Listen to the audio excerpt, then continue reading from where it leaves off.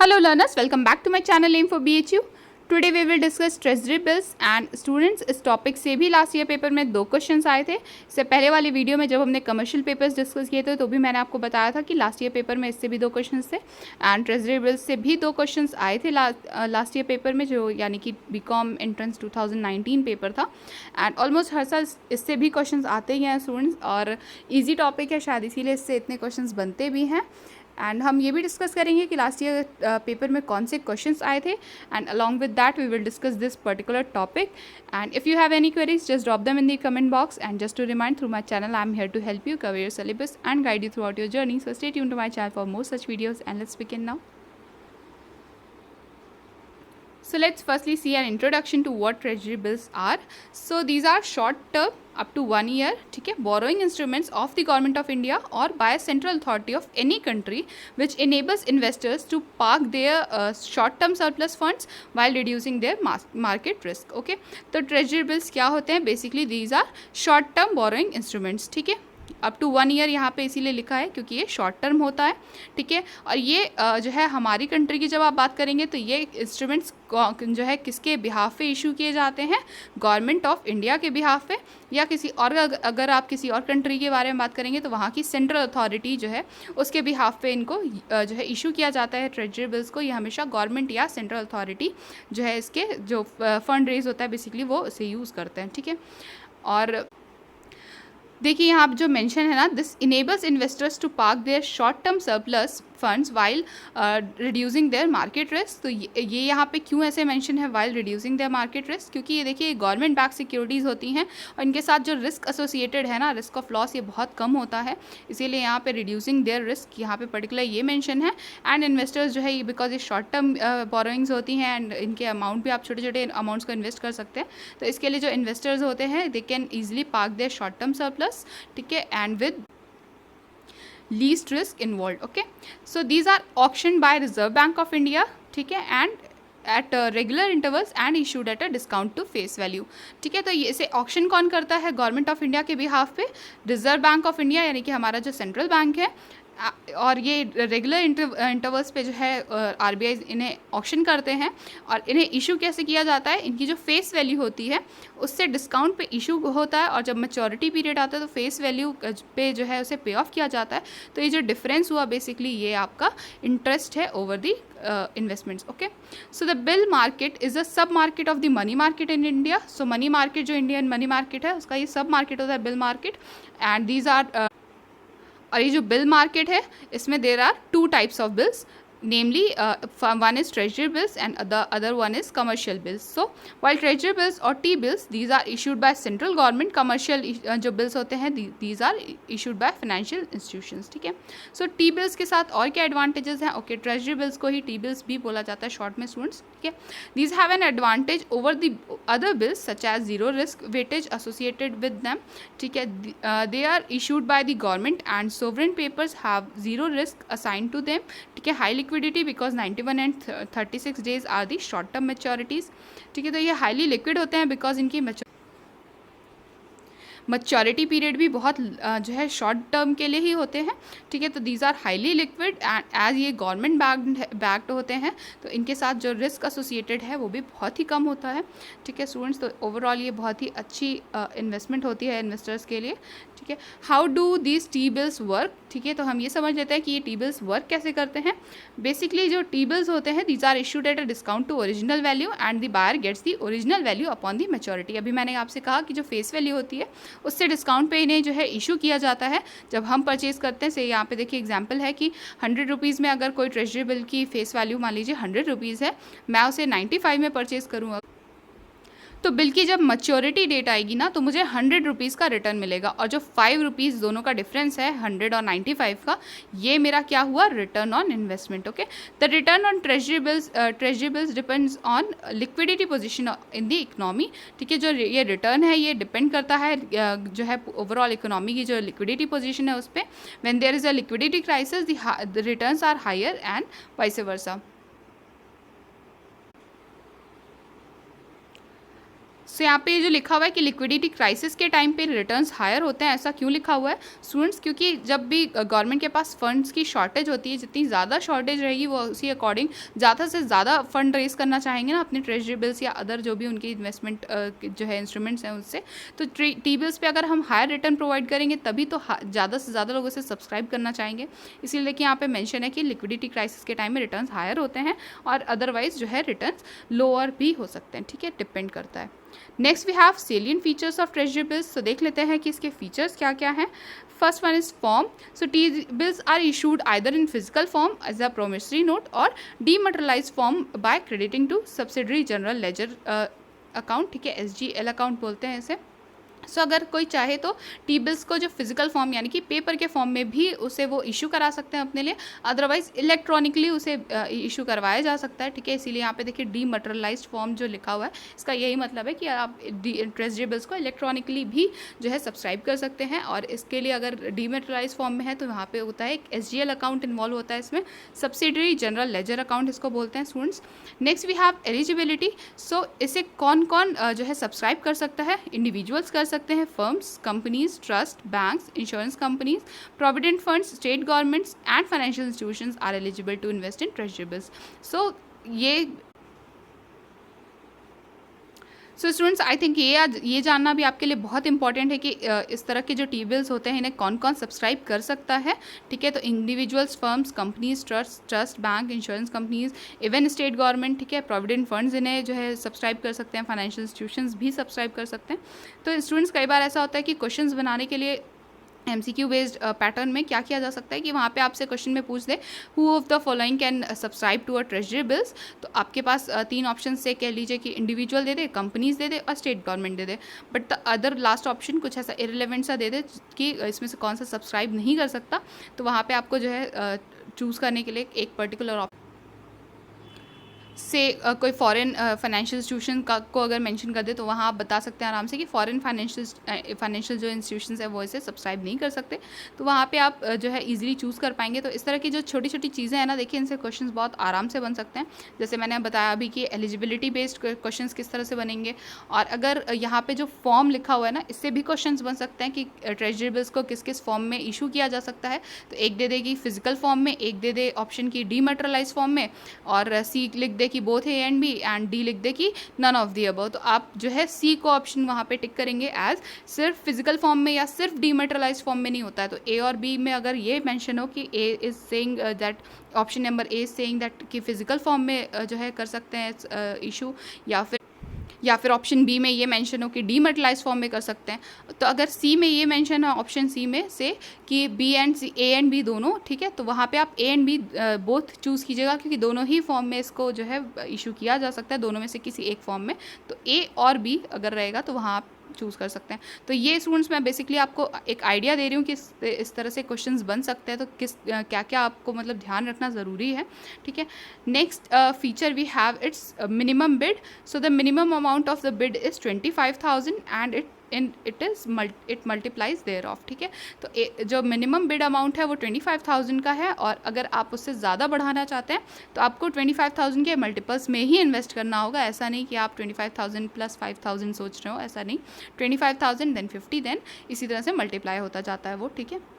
Next we have issue price. So T bills are issued at a discount but redeemed at par. तो यहाँ पे issue price पूछा है आपसे, तो हमेशा जो इशू प्राइस होता है वो डिस्काउंटेड रेट होता है, और इनकी जब ये रिडीम होते हैं, रिडीमेशन होता है जब इनका, तो these are redeemed at par, okay. So next feature we have is repayment. So the repayment of bill is made at par on the maturity of the term. So जब term complete हो जाता है, maturity date आ जाती है, तो इस तरह के bills की repayment की जाती है, वो भी किस पे? par पे, ठीक है, par value पे। I hope par value is clear students। जो भी face value होती है उसी को par value कहते हैं हम, ठीक है। Next feature is availability. So treasury bills are highly liquid negotiable instruments. These are available in both financial markets, that is primary and secondary. सो ये जो फीचर है ट्रेजरी बिल्स का। दिस सेज की जो अवेलेबिलिटी है ट्रेजरी बिल्स की, as they are highly liquid negotiable instruments, ये इन्हें जो है दोनों ही टाइप के फाइनेंशियल मार्केट्स में इनकी अवेलेबिलिटी रहती है स्टूडेंट्स, प्राइमरी में भी और सेकेंडरी में भी। ठीक है, next feature we have method of auction.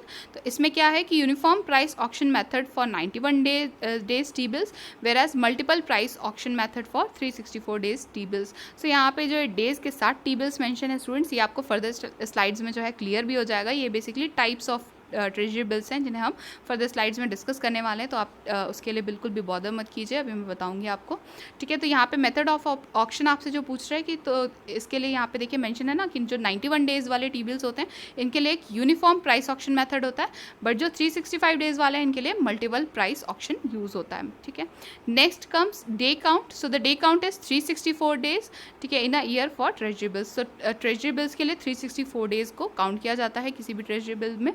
ठीक है, next we have types of treasury bills. अभी मैं मेंशन कर रही थी आपको स्टूडेंट्स कि ये 91 डेज और 364 डेज टी बिल्स जो मेंशन है ये क्या है, तो ये टाइप्स होते हैं। देखिए एक और टाइप है यहाँ पे 182 डेज टी बिल्स। सो ये 3 टाइप के ट्रेजरी बिल्स होते हैं। तो फर्स्ट वन देख लेते हैं हम 91 डेज टी बिल्स। इसका क्या यहाँ पे मेंशन है, देखिए the tenure of these bills complete on 91 days. ठीक है, 91 डेज में ये कंप्लीट हो जाता है। ठीक है, these are auctioned on Wednesday and the payment is made on following Friday. So basically this was an easy to understand thing कि ये 91 डेज़ के लिए ही, एज अ नेम सजेस्ट, कि ये ट्रेजरी बिल्स जो है 91 डेज़ के लिए ही इशू किए जाते हैं। और इस ट्रेजरी बिल का टेन्योर कब कंप्लीट हो जाता है, जब 91 डेज़ कंप्लीट हो जाएंगे of course. Next we have 182 days of T bills. तो इससे क्या होता है 182 डेज टी बिल्स में कि that these treasury bills get matured after 182 days from the date of issue and the auction is done on Wednesday of non reporting week. Moreover these are repaid on the following Friday when the term expires. सो इनको भी Wednesday को ही issue किया जाता है, auction किया जाता है, और ये जो है फर्दर फ्राइडेज़ को जो है व्हेन द टर्म एक्सपायर्स, जब 182 डेज कंप्लीट हो जाते हैं तो इनको रीपे कर दिया जाता है। और यहाँ 182 इसीलिए मेंशन है स्टूडेंट्स क्योंकि ये भी 182 डेज तक ही इसे जो है रिटेन किया जाता है, इसका टेन्योर 182 डेज होता है। Last we have 364 days T bills. इसमें क्या होता है, maturity period of these bills is 364 days. The auction is on every Wednesday of reporting week and repaid on the following Friday after the terms gets over. ठीक है, तो term जब complete हो जाता है, ओवर हो जाता है, तो फ्राइडे को after the terms get over इसे रीपे कर दिया जाता है, और इसका भी ऑक्शन वेडनेसडे को होता है। ठीक है, next we have advantages of government T bills. Of course government backed होते हैं ये टी बिल्स, तो इनके एडवांटेजेस भी बहुत सारे होंगे। देख लेते हैं क्या क्या advantages.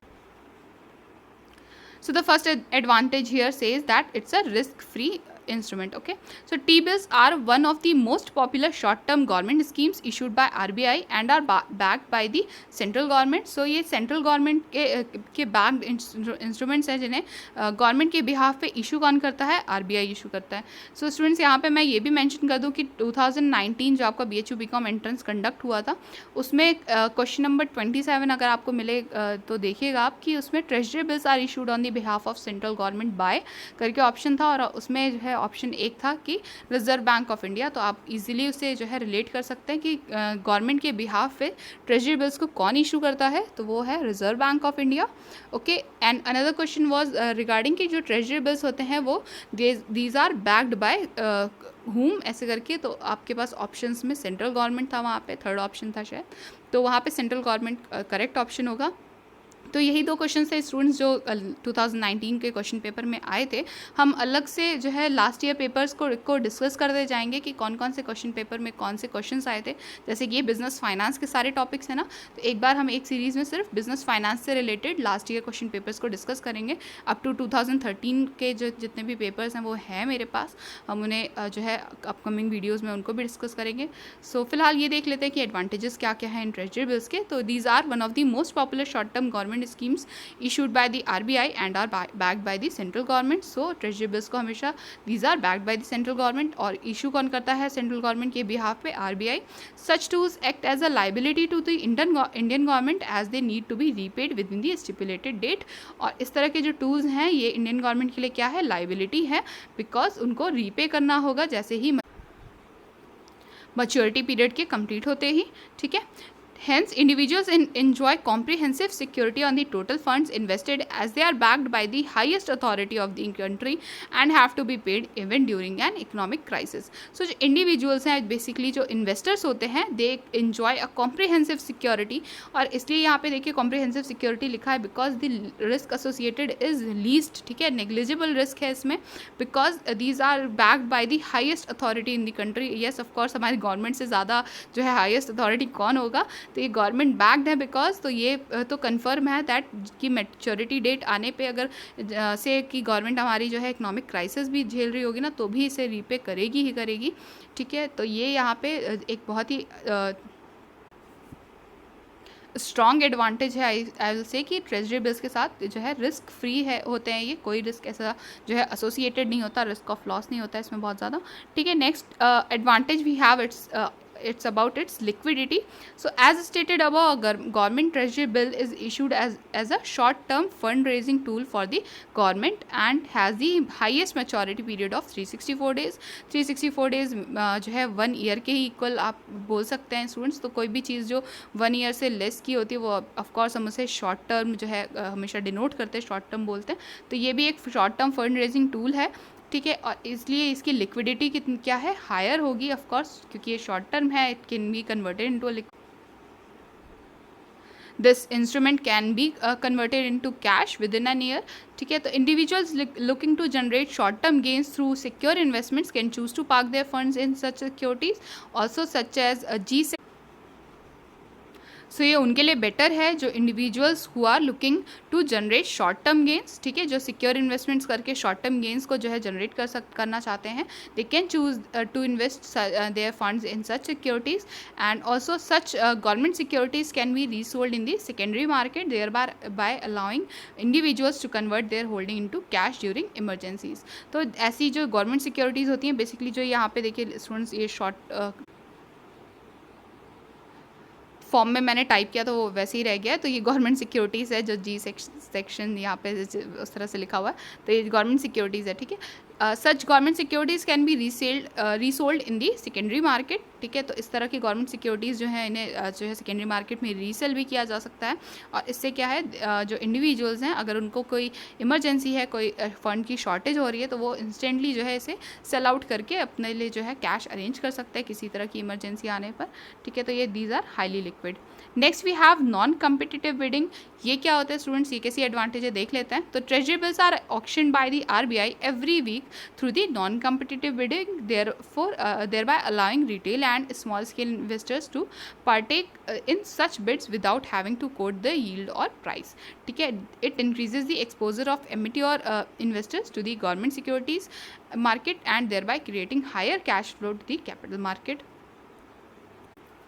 So students, as these treasury bills are auctioned every week through non-competing bidding, ठीक है, तो इससे क्या होता है कि जो स्मॉल स्केल इन्वेस्टर्स हैं, रिटेलर्स हैं, दे कैन जो है they can take part in such biddings. तो पार्टिक का मतलब पार्ट लेना होता है, ठीक है, और without having to quote the yield rate और प्राइस। तो उनको ज़रूरी नहीं है कि वो जो है यील्ड रेट या प्राइस को कोट कर सके तभी जो है वो इस तरह की बिड्स में पार्टिसिपेट कर पाएंगे।